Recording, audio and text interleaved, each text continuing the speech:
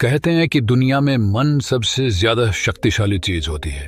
अगर किसी चीज को तुम पूरे मन से चाह लो तो तुम उसे हासिल कर सकते हो। ये मैं नहीं कहता, ये सभी महापुरुषों का कहना है। लेकिन अगर ये सत्य है, ये सच है, तो जो हम अपने मन से चाहते हैं वो हमें हासिल क्यों नहीं होता है? भाई, कोई भी इंसान अपने मन में दुख तो नहीं चाहेगा, लेकिन वो रहता तो दुखी है।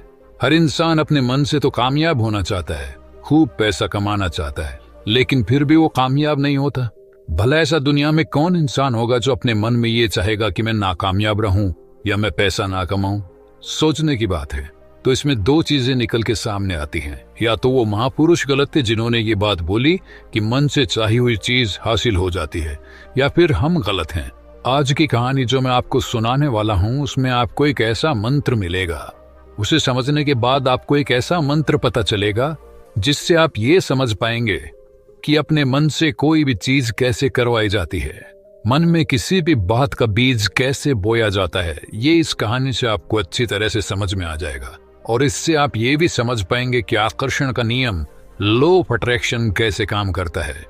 कहानी छोटी सी है लेकिन बहुत ही गहरी है। इससे पहले कि आप इस कहानी में खो जाएं, इस चैनल को सब्सक्राइब जरूर कर लें। तो चलिए कहानी शुरू करते हैं। एक बार की बात है, एक आदमी के जीवन में सिर्फ दुख ही दुख थे। वो जो भी काम करता उस बेचारे को वो काम पूरा ही नहीं होता। घर में आता तो घर में कलेश बना रहता, किसी से कोई मदद मांगता तो कोई उसकी मदद नहीं करता। ऐसा लगता था कि चारों ओर से दुखों का पहाड़ उसी पर टूट पड़ा है। उसे समझ नहीं आ रहा था कि मैं इन दुखों से पार कैसे पाऊं। वो दिन रात यही सोचता रहता कि अपने दुखों से छुटकारा कैसे पाना है। इसी कारण से वो रात में सो भी नहीं पाता था। उसकी आंखों के नीचे बड़े बड़े काले घेरे बन गए थे, जो इस बात का प्रतीक थे कि वो आदमी कितना दुखी है और कितना चिंतित है। कभी कभी तो उसके मन में आत्महत्या करने के भी ख्याल आते थे, लेकिन अपने परिवार की चिंता करके वो एक कदम नहीं उठा पाता था। वो इतना दुखी हो गया कि उसने निर्णय किया कि वो इन दुखों से छुटकारा पाके रहेगा।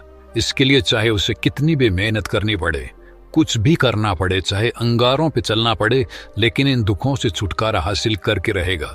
ऐसे ही एक दिन उसने अपने मित्र से पूछा कि मैं अपने जीवन को कैसे सुधारूं। उसके मित्र ने उसे बताया कि तुम किसी बाबा के पास जाओ।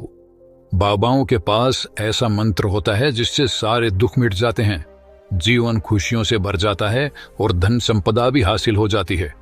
तुम किसी ऐसे बाबा को ढूंढ लो, बस तुम्हारा काम बन जाएगा।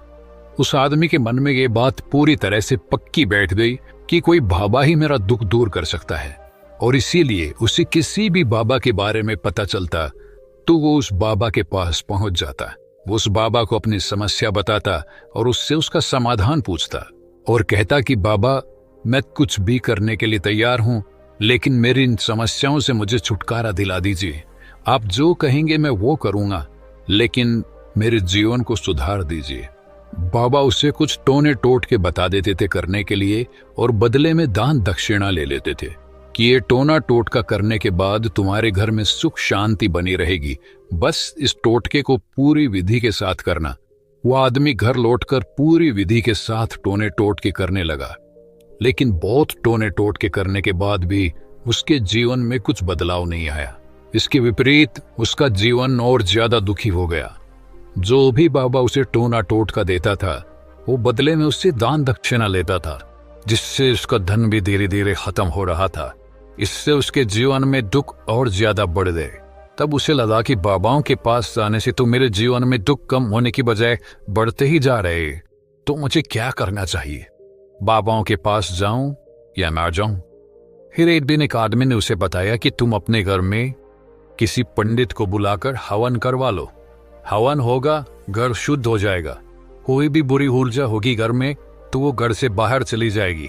किसी पंडित को बुलाकर पूरे विधि विधानों से मंत्रोच्चारण कराओ और हवन कराओ, जिससे घर में सुख शांति आए। उस आदमी के मन में ये बात बैठ गई और उसने एक पंडित को अपने घर पर बुलाकर हवन करवा दिया। हवन अच्छी तरह से संपन्न हुआ। बदले में पंडित ने भी अच्छी दान दक्षिणा ली और उसके बाद वो वहां से विदा हो गया। लेकिन कुछ दिनों के बाद उस आदमी को महसूस हुआ कि उसके जीवन में अब भी कोई बदलाव नहीं आया है। अब वो आदमी पूरी तरह से दुखी हो गया और ज्यादा परेशान हो गया। अब तो उसे लगने लगा था कि मेरे जीवन में से दुख कभी खत्म ही नहीं होंगे, और यही सोच सोच कर उस आदमी का बुरा हाल हो गया था। फिर एक दिन उसे अपने मित्र से एक ऐसे बाबा के बारे में पता चला जो समाधान बताने के लिए कोई दान दक्षिणा नहीं लेता था। उस आदमी को लगा कि ये बाबा दूसरे बाबाओं की तरह नहीं हो सकता, क्योंकि ये दान दक्षिणा को लेता ही नहीं, और अगर दान दक्षिणा नहीं लेता तो ये सच में कोई सिद्ध बाबा होगा।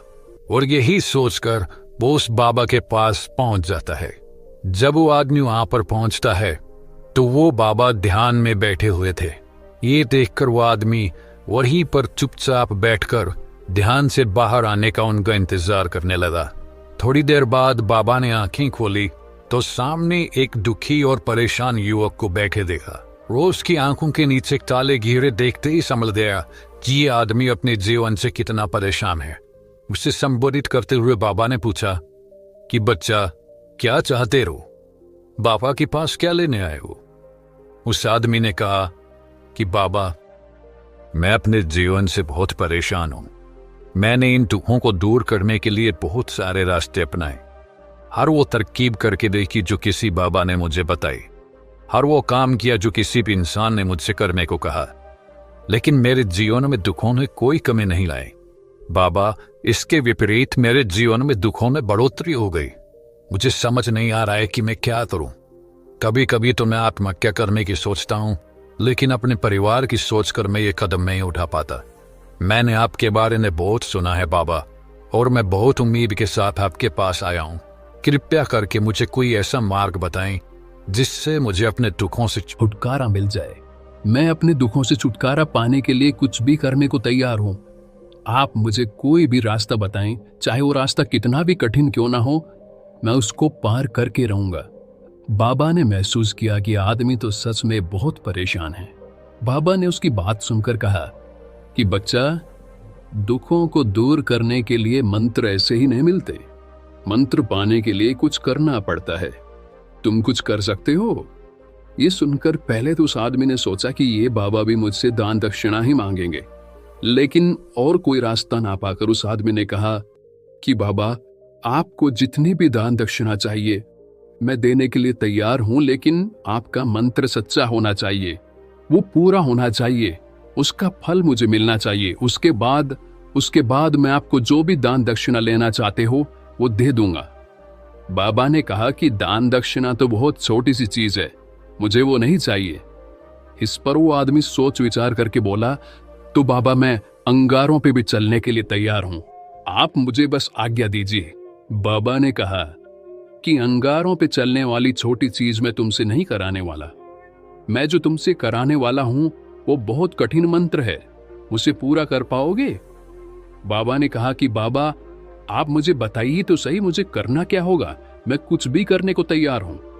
इस पर बाबा ने उसे कहा कि यहां से जब तुम अपने घर जाओ तो रास्ते में अपने मन में ये दोहराते जाना कि मैं सुखी हूं, मैं सुखी हूं, मैं सुखी हूं। बार बार अपने मन में यही दोहराना, और याद रहे जुबान पर यह नहीं आना चाहिए, ये सिर्फ मन में दोहराना है। ये सुनकर वो आदमी बोला, बाबा, बस इतनी सी बात, ये तो मैं चुटकी बजा के कर लूंगा, लेकिन इससे होगा क्या? बाबा बोले कि इस मंत्र को करके देखो, वैसे भी तुमने इतने बाबाओं के मंत्र किए हैं, तो इस मंत्र को भी करके देख लो।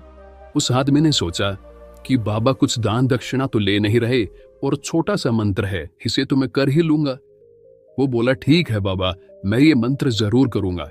वो आदमी ये कहकर वहां से उठकर चलने लगा, लेकिन जैसे ही वो चलने लगा, पीछे से बाबा ने बोला कि बच्चा, एक बात याद रखना, जब तुम ये मंत्र अपने मन में दोहराओ तो तुम्हारे मन में बंदर के विचार नहीं आने चाहिए, बंदर का ख्याल भी नहीं आना चाहिए, तो ही ये मंत्र सिद्ध होगा। वो आदमी बोला, मुझे तो आज तक बंदर का कोई विचार नहीं आया, तो अब क्यों आएगा? आप चिंता मत करिए बाबा, मैं बस मन में यही दोहराऊंगा कि मैं सुखी हूं, मैं सुखी हूं, इसके अलावा बंदर का कोई विचार मेरे मन में नहीं आएगा। ये कहकर वो आदमी वहां से चल दिया। वो अपने मन में मैं सुखी हूं, मैं सुखी हूं ये दोहराता हुआ थोड़ी दूर ही चला था कि उसके मन में अचानक बंदर का ख्याल आ गया। बंदर का ख्याल एक बार आया और चला भी गया, लेकिन उस आदमी ने सोचा कि आज तक तो मुझे बंदर का कोई विचार नहीं आया, ये आज बंदर का विचार क्यों आ गया? और ऐसे करके उसने उस बंदर के विचार को पकड़ लिया। वो ये भूल गया कि मुझे क्या मंत्र दोहराना है और वो बंदर के बारे में सोचने लगा। जब थोड़ी देर बाद उसे फिर से होश आया तो वो फिर से अपना वही मंत्र दोहराने लगा जो बाबा ने उसे बताया था, मैं सुखी हूं, मैं सुखी हूं। लेकिन अचानक से उसे सामने एक बंदर दिखाई दिया और ये देखकर उसके मन में फिर से बंदर का विचार उठ गया और वो अपने अंदर से इस विचार को बाहर फेंकना चाहता था। वो चाहता था कि मेरे अंदर किसी भी तरह बंदर का विचार ना आए, लेकिन उसे तो सामने बंदर ही दिखाई दे गया।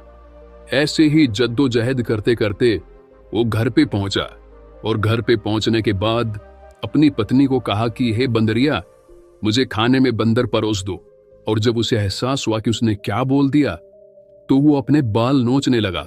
वो दीवारों में सर मारने लगा कि आज तक मुझे बंदर का कोई विचार नहीं आया और आज मुझे ये क्या हो गया है कि मुझे हर जगह बंदर ही बंदर नजर आ रहे हैं। ये कैसी माया है? यही सोच सोच कर वो आदमी रात भर सो नहीं पाया। रात भर करवटें बदलता रहा और सुबह उठकर सीधे उसी बाबा के पास पहुंच गया और उसके चरणों में गिरकर कहा कि बाबा, पता नहीं क्या चमत्कार हो रहा है, आज तक मुझे बंदर का कोई विचार नहीं आया, लेकिन कल से जब से आपने मुझसे कहा कि बंदर का विचार नहीं आना चाहिए, तब से मुझे हर जगह बंदर ही बंदर नजर आ रहे हैं। उस आदमी ने कहा कि बाबा, मुझे तो आपके पीछे पेड़ पर बैठा हुआ बंदर भी केले खाता हुआ दिखाई दे रहा है। ये हो क्या रहा है बाबा? ये सुनकर बाबा हंसने लगे। बच्चा, मन का जाल एक ऐसा जाल है जिसे समझ पाना इतना आसान नहीं है। बंदर तो तुम्हारे रास्ते में पहले भी आते थे।